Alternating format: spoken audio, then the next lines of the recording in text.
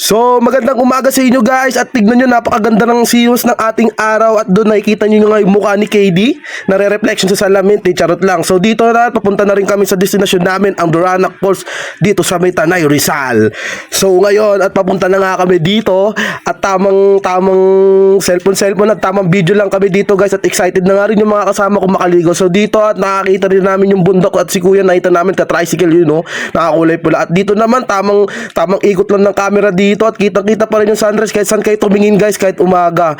Basta mapuntahan nyo lang itong lugar to, napakaganda. At gusto na nga namin bumaba dito kaso mukhang bawal bumaba dito kasi delikado kasi nga pag akit nyan papunta doon so delikado, so pahon kami. So ngayon nandito na kami sa Doranac Falls. So dito nakababa na kami dito. Nagkanya-kanya na rin kami dala ng gamit dito. At syempre, kanya-kanyang buhat na to. So ako dyan makikita mo may daldala ko yun. Hindi nyo ako nakita. Ayun o. So Ito nga po pala kami sa Doranac Falls at ito nga po nilalamig kami dito guys. Kulang ng lambing niya. ay sorry. So dito sa pag-aantay namin nakapasok na nga kami dito sa loob ng Doranac Falls. Siyempre tamang lakad na lang kami dito at mukhang malalayo pa ang aming lalakarin dito guys. So dito guys napakasulit talaga dito. So kumura lang din ng entrance dito. Bali yung adults dito ay 75 pero yung bata 50. So kasyang-kasya for family bonding na rin guys. So ang kailangan mo dito guys, kailangan maaga ka dito pumunta kasi marami din tao pag inabot kayo ng mga alas 9 ganyan. So hanggang alas 3 lang or 5 lang yung ano nila dito, magsasarado na rin sila dito. At tamang video muna kami dito sa lab kasi napakaganda dito guys. Kulang na nga lang kumot sa kaunang para dito ka na tumira pero bawal yata sabi ni kuya. So dito po sa may dito at tamang video lang kami dito. So napakaganda talaga guys, tahimik yung lugar natin. So dito at tamang ikot-ikot lang kami ng camera din yan. So wala pang masyadong ganong tao kasi nga maaga-aga pa yan. So dito pumunta kami sa may tulay. Tinignan namin kung matibay yung tulay, baka delikado yan. So baka mahulog ako sa kanya. Charis lang. So dito pupunta na rin kami dito sa may pupuntahan namin. So dito marami din cottage dito kasi puro bundok nga, di ba? So kailangan yung mga cottage dito parang tibak-tibak lang. So kung saan mo lang sila makikita, kung saan may mga payong na ganyan. So doon makikita mo sa dulo nun yun yung falls. So pagpasok mo dyan, sigurado ka na makikita mo yung falls na pinagmamalaki ng Doranac Falls. So dito tumas din kami sa aming destination. So marami din dito. So marami talaga dito mapupuntahan guys. Kaya punta na. Hello ba? Tingnan mo naman, oh. Bang ginagawa ko?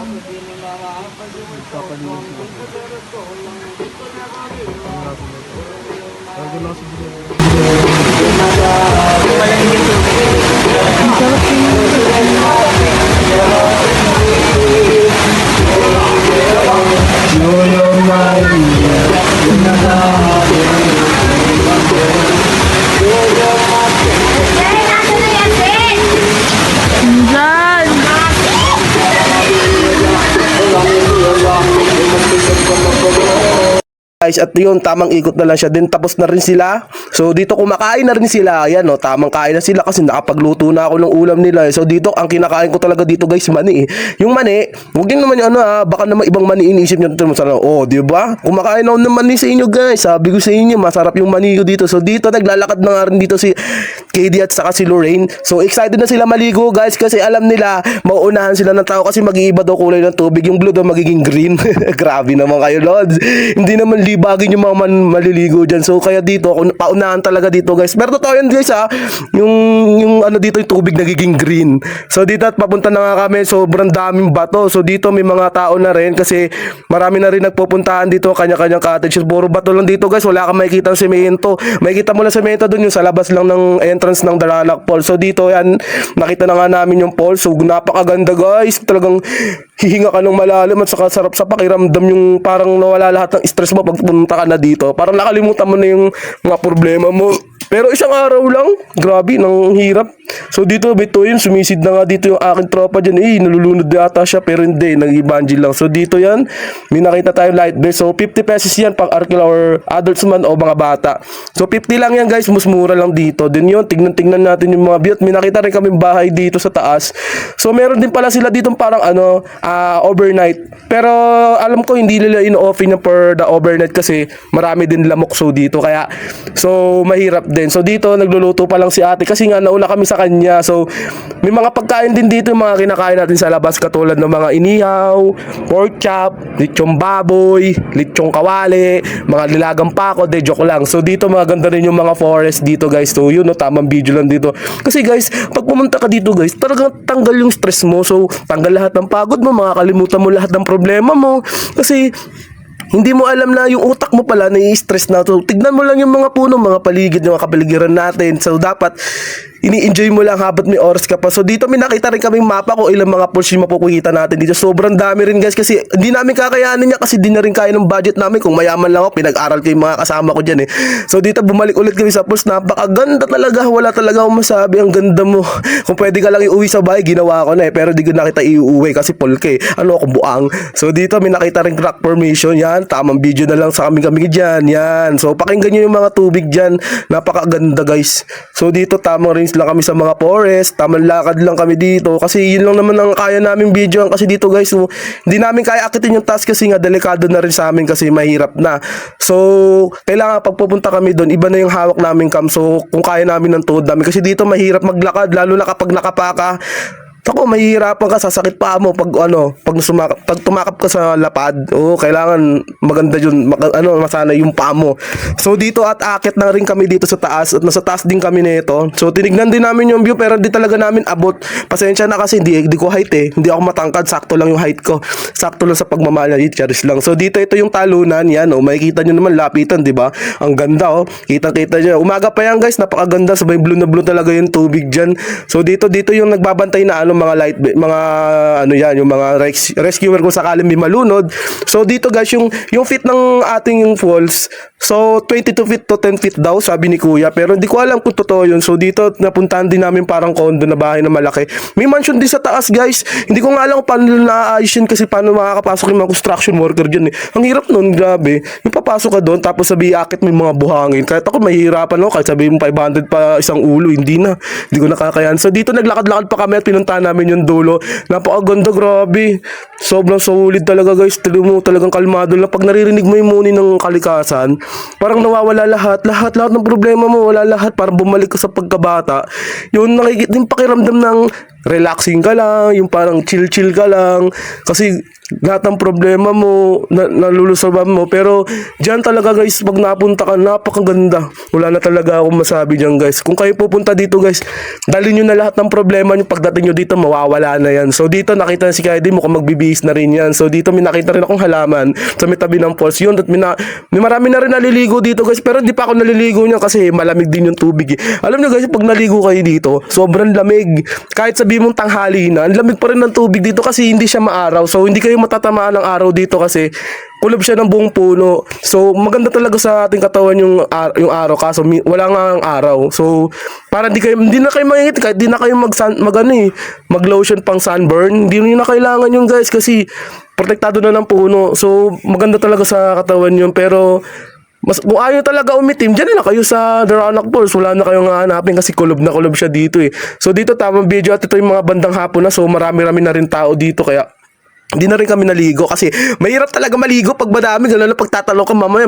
Pagtalo mo, may naupo. So ayun nga, nandito kami sa Daranac Falls and then magpapakasaya kami ngayong araw na to, di ba guys? Okay, malungkot. Okay, pakasaya tayong lahat. Ikot mo sa mga.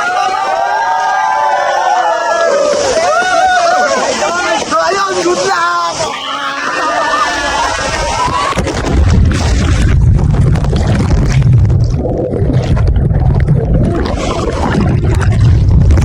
So ayun na nga, tabada ng aking tropa dyan. So makikita nyo ako dyan, nagsiswimming talaga. Ang sarap pag-dive dito kaso delikado.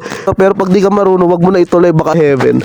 So dito yun, tamang backdive na sila dito. Tamang talunan kasi enjoy na enjoy. Sobrang dami talaga ng tao guys. Tingnan mo, kahit sino. Tingnan mo yung tubig guys, kulay green na siya. So tamang nood na lang tayo ng tumatalon dyan kasi delikado. Si kuya, bong. Wow, grabe naman yun, divers. So may nagtatalon pa dyan, tingnan nyo. Yung paung. Ang idol, grabe naman mag-dive si kuya. Siguro sinisisi niya, misis niya. Talong pala kayo na. So guys, enjoy na enjoy sila lahat. So sarap talaga sa feeling. Makikita mo yung mga tao na tumatalo na enjoy na enjoy. Yung kala mo wala silang problema pero kinabukasan pag uwi nila patay. So dito at umalis na kami doon. So pumunta naman kami dito sa may ilalim ng tulay, yung bago papasok ng ng entrance. So dito pinunta namin yung yung ilalim na puro bato. So dito mainit-init yung tubig dito kasi nga mababaw lang siya, for lang siya. Siguro hanggang binti lang siguro, mga ganun. Hanggang binti lang siya, guys. So kung gusto niyo magpainit dito kayo sa hot spring daw tawag siya eh. So para pampatanggalan ng lamig. So dito dahan-dahan kami bumaba kasi nga nakayapak nga kami. Ibihira lang kami na tsinelas diyan kasi lahat kami nakatapo. So parang hirap na hirap ako diyan. Ako ang laki-laki kong tao, hirap na hirap ako maglakad, samantala dati nung naglalaro ako ng Jolin, lagi ako nakayapak, nakakatapos pa nga ako ng tae, pero so dito hirap na hirap kasi masakit talaga siya. So I mean sobrang sakit ng mga bato dito kasi akala mo parang tinutusok-tusok. So yan, hirap na hirap yung mga kasama ko maglakad. So buti na lang nandito si Daniel, ang aking may Beba Labs. Grabe naman yung hawak ng kamay niya, ang lambot, charis. So dito yan, lalaki ng mga bato, tamang alalay lang si kay Daniel. Pero dapat ako talaga nag-aalalay dyan, kaso wala na rin akong time kasi masakit nga rin yung paa ko nga. So nahihirapan din ako. Hey. Dito dyan guys, tignan mo. Talaga kahit sino may in love eh. May in love sa akin, lalo na pag may force akong katabi. Kami sa Daranak po sa Taytay, then tamang relax na lang kasi kami pagod na kami kakaikot dito sa buong lugar na to. Kasi dito marami spot talaga na gusto mong puntaan. Meron din dito ano ba tawag din yung mga lugar na mamahalin na entrance. Hanggang 75 lang kasi tayo eh. Mga campsite. Oo, yun, yung mga ganun. Yun. So ngayon, kung gusto nyo pumunta dito, meron din sila ditong mga adults na babayaran for the entrance. Sa mga bata, 50, or sa mga adults naman, 300 to 200. So ngayon, kung gusto nyo talaga pumunta dito, wag na kayong magpuro drawing. Ito, mga to, puro drawing kasi itong mga to eh. So ngayon guys, tuloy pala lang. Kasi dito, teka lang. Ulit.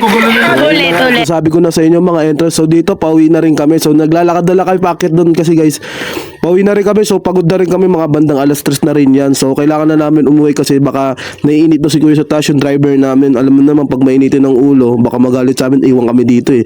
So dito naglalakad-lakad na kami at may naglalaro pa ditong bata na nakahawak na salbabida.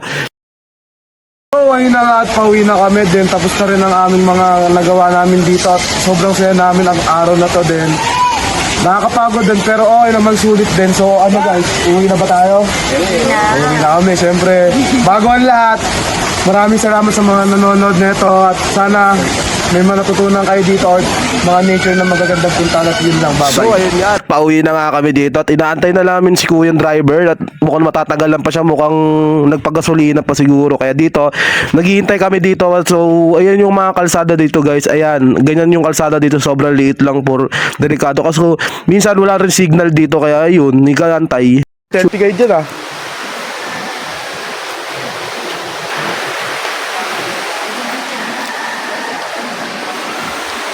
Shoutout dyan sa mga kasama ko.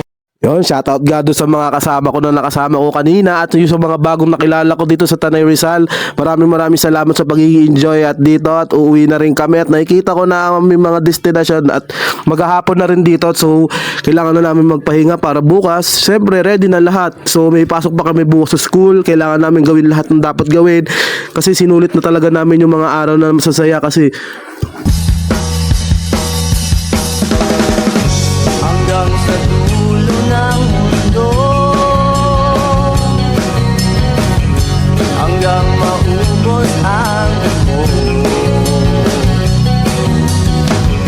hanggang gumulong ang luha, hanggang mahulog ang tala. Masdan mo aking mata, di mo ba nakikita?